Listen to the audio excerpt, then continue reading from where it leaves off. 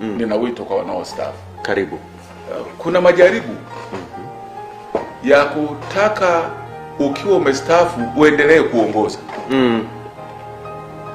Ni kama mtu anaendesha gari lakini yuko nje ya gari. Yuko hapo pembeni, wewe kata bambu sio. Utapindua gari. Ukistaafu nyamaza, waache watu waendeshe gari. Tulia. Kwa hiyo wanaotaka kuendesha gari wakiwa nje wanakosea. Utaconfuse, utavuruga kazi. Amen. Lakini wengine pia wanastaafu lakini wana usongo, wanasumbua sana walio kazini, wa viongozi.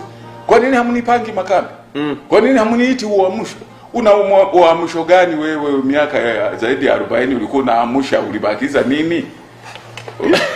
Na hata kama wanakutafuta, waache wakutafute wewe, usilalamike kujitafutia.